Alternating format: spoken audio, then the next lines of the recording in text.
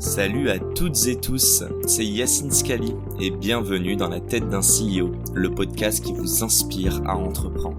Je vous propose tous les lundis une conversation authentique avec des entrepreneurs et des figures hyper inspirantes pour, je l'espère, vous permettre à votre tour de réaliser tous vos projets et impacter notre société positivement.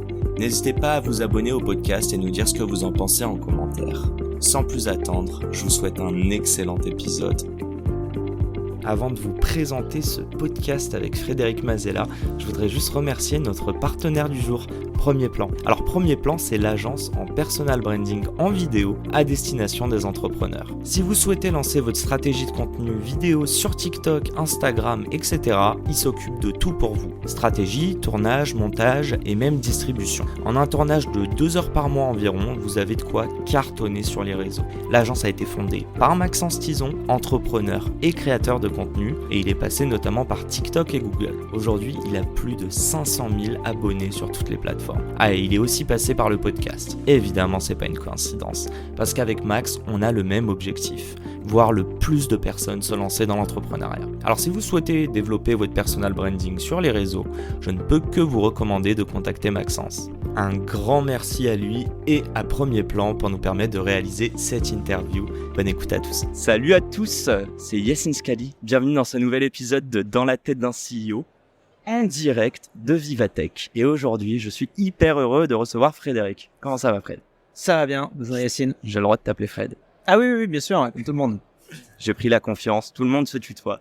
Bon, déjà, on va mettre les pieds dans le plat. Est-ce que tu te souviens qu'on s'est déjà rencontrés au Chinese Business Club? Alors ça va être l'épreuve. Tu sais, est-ce que tu te souviens que j'ai dû rencontrer à peu près 15 000 personnes sur les 3 dernières années? Je sais. En tout cas, tu m'as dit un jour on le fera, ce podcast, comme tu as pu le tu dire. vois. Et aujourd'hui, j'ai pas menti. Donc un grand merci à Laura.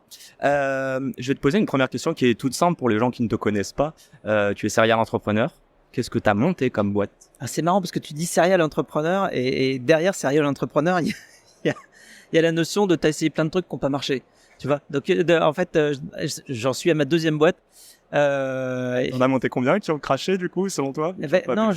J'ai eu plein de projets qui n'ont pas marché mais qui sont pas forcément arrivés à des stades de boîte.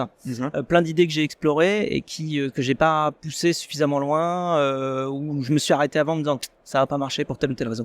Mais donc voilà. Donc oui, je lance une nouvelle boîte qui s'appelle Captain Cause, qui est une société à mission. Qui a 2 piliers. Le premier qui est d'aiguiller un maximum de fonds vers des projets impact dans le domaine de l'environnement, du social et de la santé.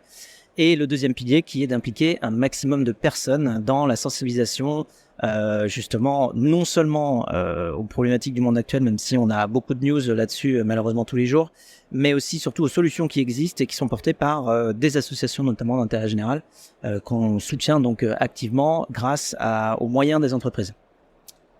Très clair. Donc là, on parle de Captain Cause. Oui. Et avant ça, je faisais serial entrepreneur, en tout cas la grosse boîte pour laquelle on t'a connu.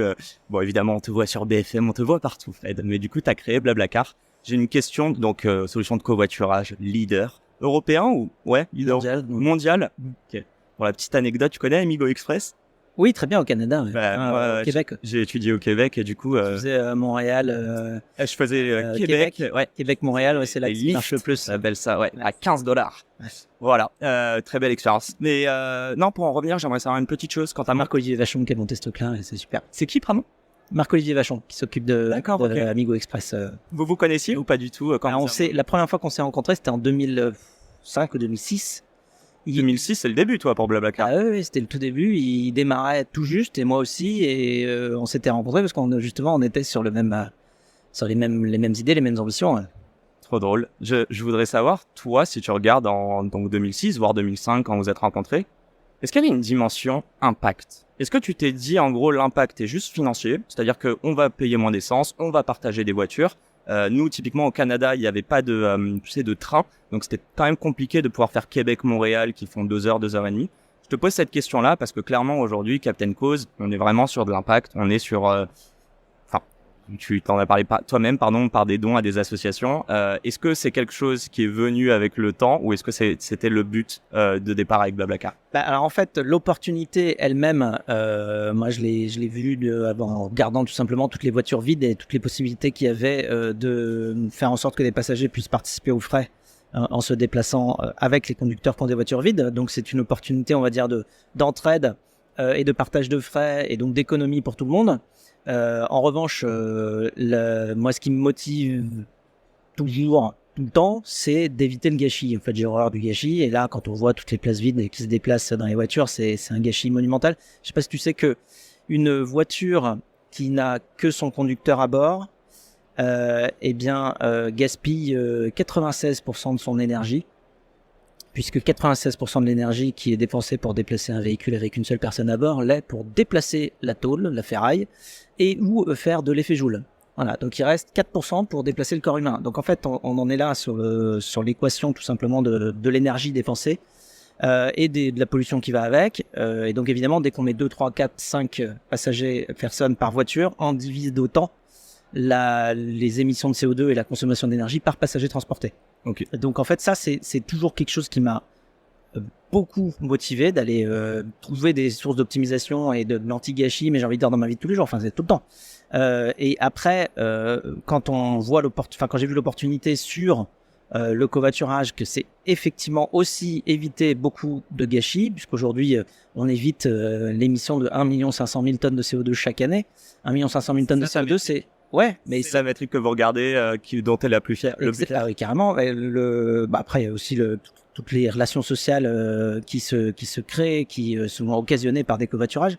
Mais en termes environnemental, oui, c'est 1 500 000 tonnes de CO2 économisées chaque année, c'est-à-dire plus que l'intégralité des émissions de CO2 du trafic routier d'une ville comme Paris. Chaque année, c'est 1 300 000 tonnes de CO2 qui sera émis par le trafic routier à Paris. Et nous, on économise 1 500 000 tonnes de CO2. Une autre manière de le voir, c'est 3% des émissions du parc automobile français en moins grâce au covoiturage. Alors on aimerait plutôt faire 30% de moins ou 40% de moins ou 99% de moins, mais bon, c'est déjà une verre à moitié vide quand même, rassurant. Voilà, un pays comme la France, ça émet 500 millions de tonnes de CO2 par an. Okay. Donc voilà, ça donne un petit peu les échelles. Et juste selon toi, et après promis, je dis promis parce que je pense à Laura, et promis, on va bien parler de Captain Cause. J'aimerais juste savoir sur Blablacar, tu penses que ça a fait mouche l'offre d'un point de vue financier ou d'un point de vue impact environnemental auprès de tes clients? Alors non, c'est la chance qu'on a, c'est que sur l'activité du covoiturage, économie d'énergie et économie de pollution et économie d'argent ne font qu'un. Okay. C'est-à-dire que comme l'énergie coûte, dès qu'on propose un moyen de moins consommer d'énergie, on propose un moyen de faire des économies d'argent à tout le monde. Et la motivation première pour laquelle généralement on s'intéresse au covoiturage, c'est parce que ça permet de se déplacer pour pas cher. Et on le voit très vite, c'est évidemment parce qu'on divise les coûts, donc forcément c'est plus avantageux. Et donc c'est même la plus grande motivation des personnes, enfin de tout le monde, enfin de nous tous quand on fait du covoiturage. Il n'empêche que la motivation environnementale est aussi la caution qui va avec et qui fait que on est extrêmement fiers de le faire au-delà d'avoir rencontré des gens phénoménaux généralement. Ouais. Donc voilà. Donc après, ce qui va motiver en revanche l'équipe Blablacar au quotidien dans sa mission, c'est plutôt le côté évidemment environnemental de tout l'impact positif qu'on apporte en réduisant les émissions de CO2 par passager transporté tout simplement. Donc en fait on diminue les émissions du déplacement des populations. Il y a 100 millions de membres aujourd'hui dans la communauté Blablacar. Ouais. Voilà, dont une vingtaine de millions en France. Et donc 80% de notre activité est hors France en fait. On ne voit pas toujours, mais Blablacar c'est une société véritablement totalement internationale. Trop cool. Je rebondis sur ce que tu disais au début. Tu as dit que tu as planté plusieurs boîtes ou du coup qu'elles n'ont pas vu le jour. Des projets. Oui, des projets. Ouais, pas des boîtes vraiment, mais non, j'ai essayé. Il n'y avait pas le cabis quoi encore. J'ai essayé des idées qui ne voilà. J'ai pas vraiment vu le jour. Ah oui, des trucs qui ont pseudo existé puis assez vite j'ai vu que ça marchait pas trop. En fait, je vais aller droit dans le but. Je voudrais parler de la phase d'A/B testing. Comment tu arrives à voir, tu vois, tous ces projets. Et je pense qu'il y a deux choses. Il y a la résilience de l'entrepreneur. Donc, il va te dire, il faut que je continue. Mais je pense qu'il y a aussi de l'humilité à un moment qui va se rencontrer en disant, OK, il est peut-être temps de pivoter ou d'aller chercher autre chose. Et dis-moi si je me trompe, c'est peut-être une des phases les plus importantes dans la création de ton projet. Combien de projets t'as vu ou t'as essayé de lancer avant Blablacar, par exemple? Je sais pas, 3, 4 peut-être. Ouais. Ça te prenait combien de temps avant de, tu vois, de te dire, non pas je jette l'éponge, mais je mets mon énergie à un autre projet? Je sais pas, 6 mois, 1 an. Quand même, ok. Ouais. Et émotionnellement? Un petit peu en parallèle, quoi, mais ouais. Ok. Émotionnellement, bah, en fait, j'étais pas forcément 100% sur le projet en même temps, donc tu vois, c'était plutôt side project que je pouvais commencer à développer, donc c'est pas comme si j'étais parti à fond sur quelque chose, puis sur autre chose. Enfin, donc non, en revanche, ce qui m'a entraîné complètement sur Blablacar, c'est que pour le coup, j'ai vu aucun défaut au projet, quoi. Ok. Donc j'ai essayé parce que lancer une société, c'est un peu comme jouer une partie d'échecs et essayer de voir les 12 prochains coups. Et savoir si ça rarement passe. anticipé. Rarement tous les anticiper. Voilà, en tout cas, non, mais au moins t'essayes d'avoir une stratégie pour aller pour que ça passe. Et donc parfois tu as une idée, puis tu commences à regarder les prochains coups que tu vas jouer, puis tu vois vite que tu vas finir échec et mat à peu près dans toutes les configurations. Et là, tu te dis, bon, la partie est mal partie. donc t'essayes de changer. Parce qu'il y a plein de manières il y a d'ailleurs beaucoup plus de manières pour qu'un projet se plante que pour qu'un projet marche. Toutes les manières qui font qu'un projet plante, c'est pas seulement celles auxquelles on peut penser, qui peuvent être juste le produit marche pas bien, ou on n'a pas les bonnes compétences, ou on n'a pas été assez financé, ou bon, tout ça, effectivement, ça peut rentrer en ligne de compte, mais il y a aussi tout le contexte autour. C'est-à-dire que même quand on a un projet qui potentiellement va pouvoir très bien marcher, eh bien, si il y a un asset, c'est-à-dire un avantage dont ce produit-là, ce service-là a besoin, mais qui est également disponible ou possédé par des gros acteurs du secteur qui peuvent, eux, démultiplier le même produit que toi, mais beaucoup plus rapidement, ce qui va se passer, c'est que si tu arrives à créer ton produit, ton service, à avoir une traction, à avoir quelques clients, mettons tu arrives à avoir 100, 200, 500 clients, je parle de clients B2B par exemple, donc en entreprise, mais que pour que la boîte fonctionne, il faudrait que tu aies 5 000, 10 000, 20 000, 50 000 clients, et qu'à côté il y a une boîte qui est adjacente, qui fait pas exactement la même chose que toi, mais qui te voit pousser et qui se dit tiens, c'est marrant lui ce qu'il a créé, ça marche, dis donc, il a 500 clients, il va arriver lui avec ses 50 000 clients et puis il va faire le même produit que toi, et puis là ça va être très très très très très très dur. Et donc en fait ça s'appelle aussi échec et mat. Donc en fait quand tu crées une idée, il s'agit pas simplement de la faire marcher, il faut non seulement la faire marcher, mais qu'en plus tu puisses après avoir les reins suffisamment solides et une rapidité d'exécution suffisamment forte pour ne pas te faire copier puis remplacer très rapidement par un incumbent, un gros acteur qui serait dans le champ d'à côté, mais qui va quand même venir manger sur ce que tu as créé parce qu'il trouve que tu as eu une bonne idée. Alors, au mieux, il va te proposer de te racheter. Auquel cas, t'as une sortie, donc c'est pas échec et mat, c'est vraiment pour le coup, le projet continue. Et au pire, il va juste faire la même chose que toi et puis t'ignorer et puis t'écraser. Donc en fait, il y a plein de raisons pour lesquelles ta boîte peut ne pas aller loin. C'est pour ça qu'il faut jouer une partie d'échecs en fait. Et jouer une partie d'échecs à moment. Ouais. Tu parles un peu de competitive advantage, au final, même si toi t'as dû en voir des compétiteurs déjà sur Blablacar, peut-être que le Captain Cause, je suis sûr qu'il y en a déjà. Est-ce que tu dirais que le competitive advantage, donc ce plus gros asset d'une boîte, in fine, ça reste en fait l'humain? C'est-à-dire que même la tech, tout ce qu'on veut, tu vas parler de capacité d'exécution. Est-ce que c'est ça le plus important pour un entrepreneur et pour ses équipes? Alors, c'est le plus important pour te motiver tous les jours, parce qu'en fait, ce qui rend la chose extrêmement sympa d'être entrepreneur, c'est de travailler avec des gens que t'aimes. Et ça, c'est le plus grand luxe, de choisir aussi les gens avec qui tu vas vouloir construire l'aventure. Parce qu'avant tout, la raison pour laquelle tu t'amuses tous les jours, c'est parce que tu travailles avec des gens incroyables et que ensemble, on forme une équipe et on fait des choses. Donc, c'est sûr que l'humain est extrêmement important et en plus, il est extrêmement spécifique à chaque équipe puisqu'on est tous différents. Donc ça, c'est une grosse source de motivation quotidienne. Après, la source de motivation aussi sur le long terme, c'est quand même la mission. C'est pourquoi tu fais ça, hein. Pourquoi tu te lèves tous les matins, pourquoi tu es fier de le faire, pourquoi que tu te regardes le matin dans la glace et tu te dis quand même aujourd'hui je vais faire un truc bien. Et ça te motive sur le long terme.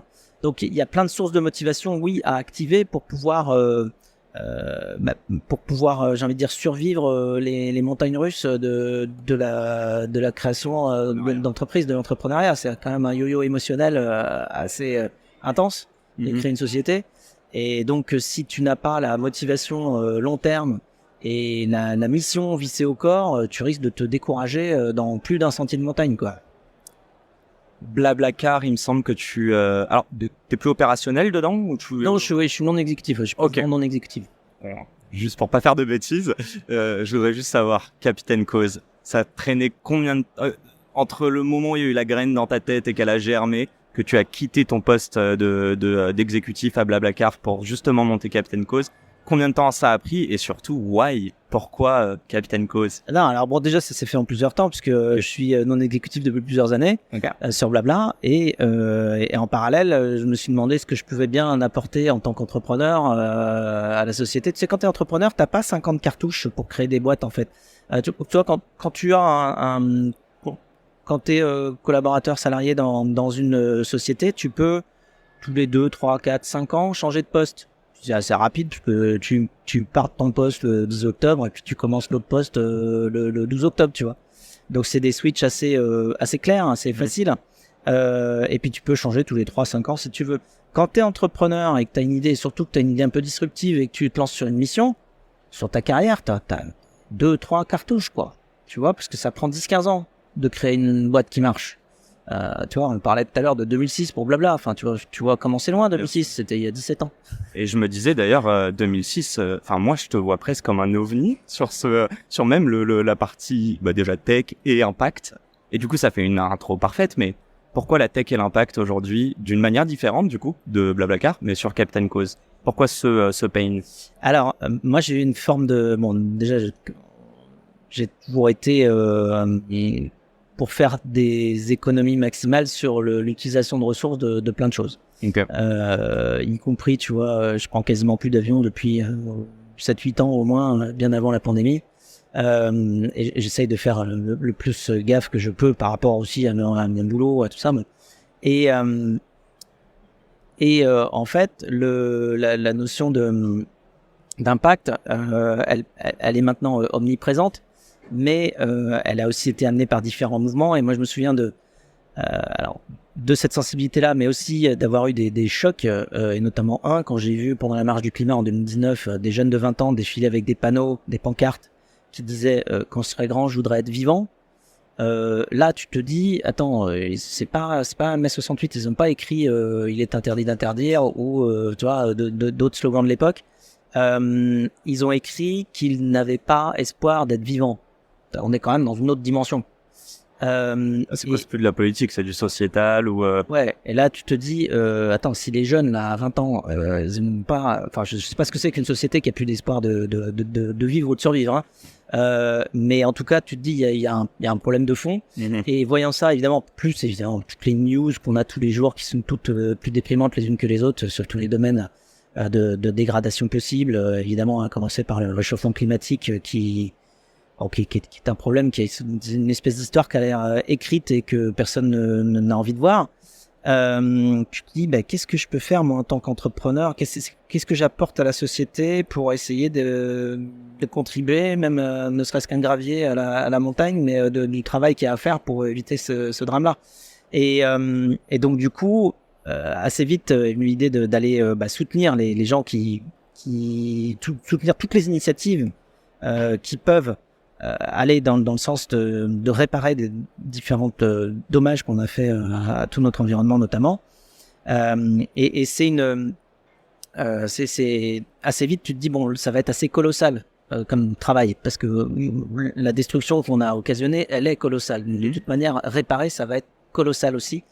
Et donc du coup je me suis dit si c'est colossal il faut des moyens colossaux.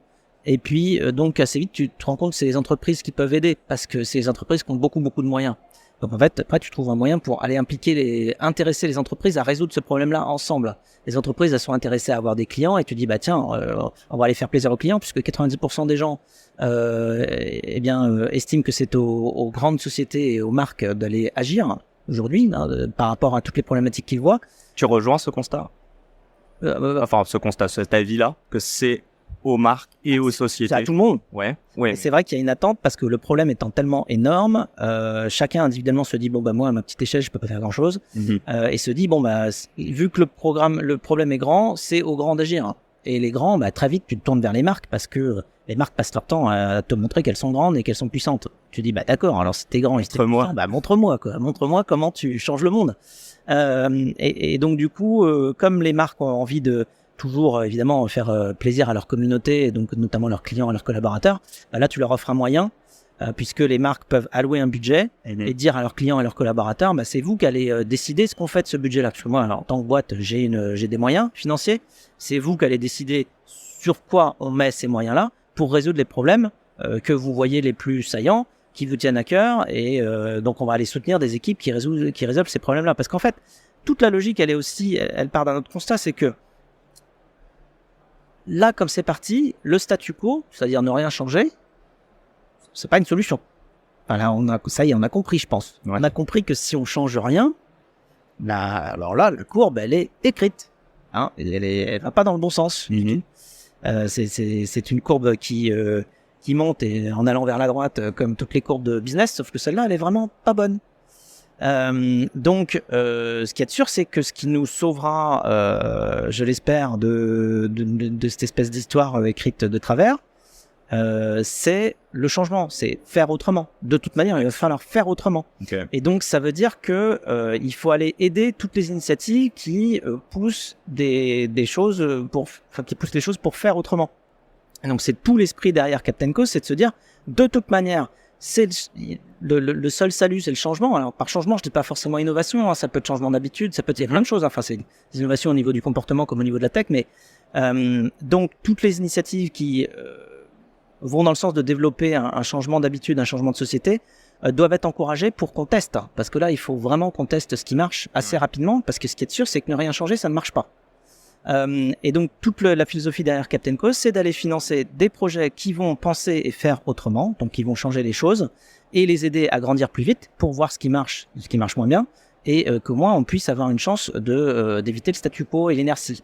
C'est des projets à but non lucratif tous, des associations. Aujourd'hui, c'est que des associations d'intérêt général. On n'exclut absolument pas de mettre des projets portés, y compris par des sociétés commerciales plus tard. Ouais.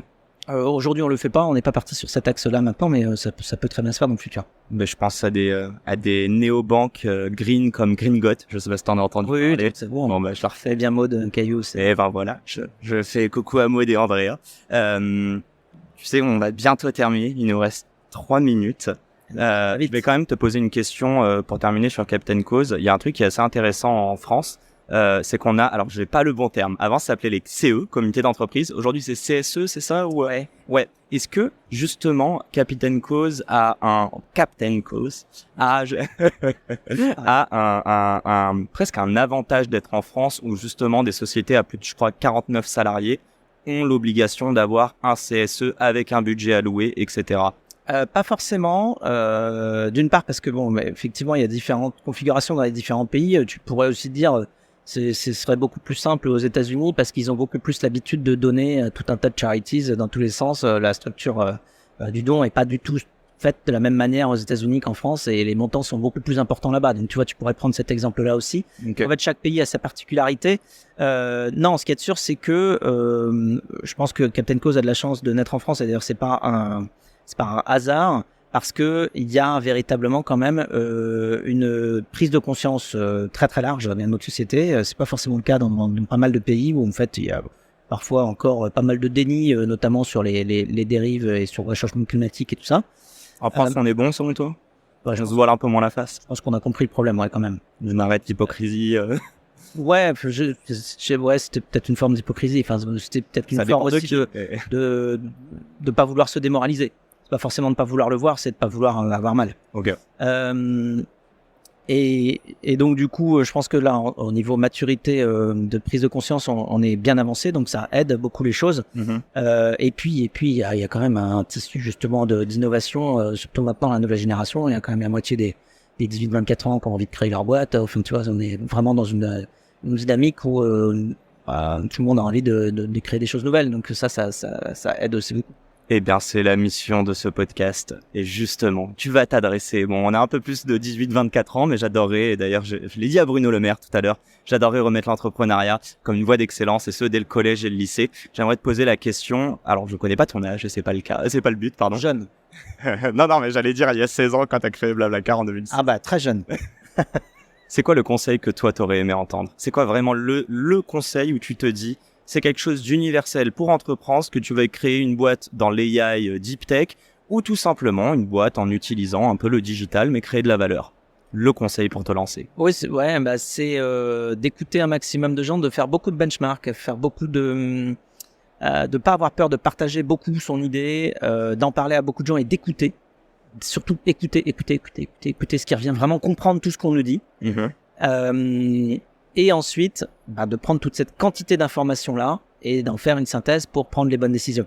Mais il faut commencer par écouter au maximum, c'est-à-dire envoyer son idée, être capable de la changer, de la modifier, de lui donner un parcours un petit peu différent en fonction des retours et vraiment aller en parler avec beaucoup de gens. Surtout ne pas avoir qu'une ou deux sources d'informations, ce serait l'enfer. Et ce serait surtout une recette pour l'échec.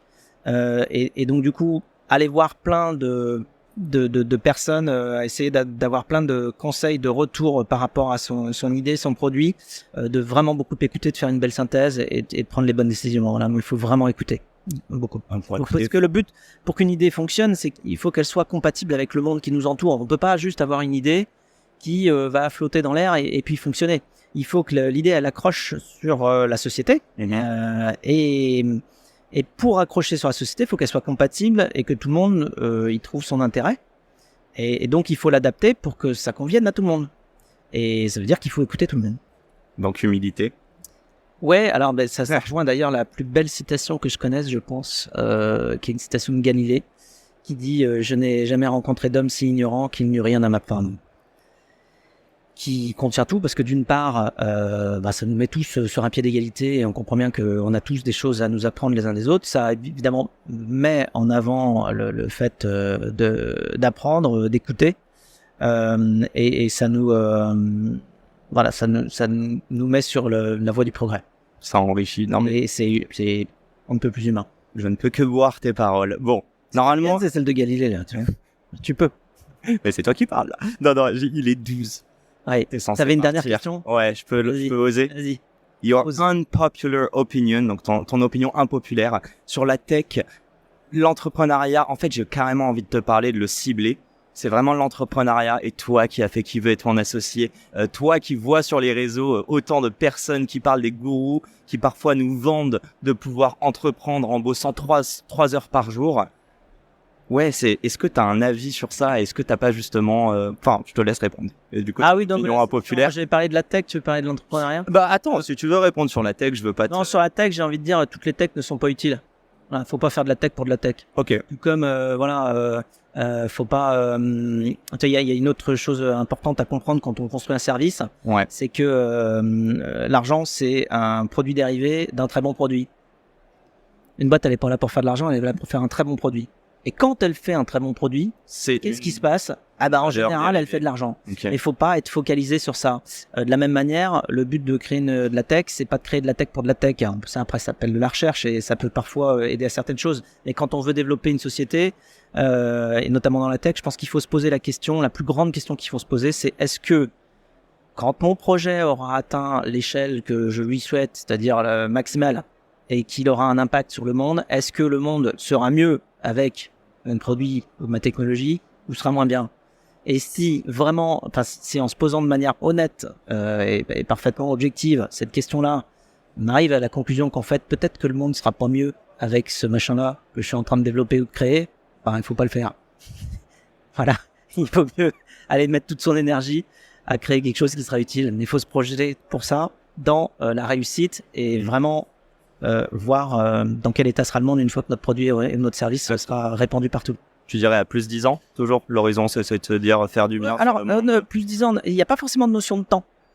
C'est plutôt la notion de l'état du monde sans mon produit et l'état du monde avec mon produit, peut-être demain. Évidemment, c'est pas faisable techniquement, mais peut-être, mettons demain, mon produit est utilisé par tout le monde. Est-ce que le monde va mieux ou le monde va moins bien? Et si on a l'honnêteté intellectuelle de se dire en fait ça va pas apporter grand-chose, faut pas y aller. Je crois que c'est très clair. Et autrement, si le monde va mieux avec ce qu'on développe, il faut y aller. Et voilà. Qui est à la porte de Frédéric, qui investit parfois, il me semble. De temps en temps, de moins en moins, parce que ça demande beaucoup de suivi. Mais je suis les projets et les entrepreneurs. Non, j'ai mon émission là, les pionniers sur BFM Business, pour lesquels je passe des moments incroyables avec des gens incroyables, que ce soit des start-upers qui viennent pitcher et à qui je donne des conseils, on donne des conseils tous en plateau, ou bien tout un tas de personnalités des gens incroyables de Bertrand Picard à Jean Le Cam, en passant par Claudie Agnoret, Tony Estanguet, Mesmer, Marc Lévy, Thierry Ardisson, des petits noms, Didier Bourdon, Alexia Laroche-Joubert, enfin bon, j'en ai oublié. J'ai vu tellement de gens exceptionnels cette année, Yann Arthus Bertrand, tu vois, qui sont venus se confier dans les pionniers sur leurs émotions, leurs ressentis, leurs apprentissages sur leur parcours qui sont phénoménaux et inspirants, avec beaucoup de volonté de partage, c'en est retournant. Et puis de la même manière, voir des start-upers avec des étoiles dans les yeux, c'est toujours un immense plaisir. Écoute, je te retourne ça, parce que je pense que tu le fais aussi pour inspirer les gens et pouvoir leur permettre de se projeter. Donc merci en tout cas pour nous tous dans l'écosystème qui te suivons depuis des années et qui voulons entreprendre. Il me semble juste que tu as un objectif, c'est 1 milliard de dons d'ici 2025. Dans 5 ans. Dans 5 ans, excuse-moi. Et le 2025, j'aimerais bien. Ouais, c'est vrai que c'est quand même demain. Enfin, c'est dans pas longtemps. Et de l'autre côté, j'ai un autre chiffre, c'est 500 millions, le montant cumulé que tu as levé avec Blablacar. C'est quoi le plus important pour toi aujourd'hui? C'est le don ou c'est aller lever beaucoup d'argent pour pouvoir permettre de faire ces dons derrière? C'est de comprendre que l'argent, c'est un moyen. Pas une finalité. Et pas une finalité, c'est tout. Et donc, si on a levé beaucoup d'argent avec Blablacar, c'était pour le développer au niveau mondial. Aujourd'hui, c'est 100 millions de personnes dans 22 pays. Voilà. Et puis, je parlais des métriques tout à l'heure, notamment des économies de CO2 qu'on permet de générer. Donc voilà. Et pour faire ça, pour réussir à faire ça au niveau mondial, il fallait qu'on lève de l'argent. Donc, on l'a fait. C'est un moyen. Et de la même manière, c'est un moyen pour faire des grandes choses que l'on démultiplie avec la plateforme Captain Cause. Et on envoie l'argent sur des projets pour qu'ils grandissent et qu'ils nous aident à changer le monde. Voilà, et on n'est pas obligé de lever un demi-milliard. La preuve est, tu as levé entre guillemets que 4 millions, et je crois que tu as déjà bien avancé sur Captain Cause. C'est la fin de notre interview. Évidemment, je pourrais te garder très longtemps, mais c'est toi qui as quelque chose à faire. Je dois y aller là. Bon, t'as pris du plaisir, ça va? Super. Un grand merci à toi, Fred, et puis à bientôt sur petit écran. Oui. Belle journée à tous. Au revoir. Et c'est la fin de cet épisode. Si cet épisode vous a plu, n'hésitez pas à nous soutenir en nous mettant 5 étoiles sur les plateformes, en vous abonnant évidemment et en nous laissant des commentaires. Hâte de vous retrouver la semaine prochaine. Ciao!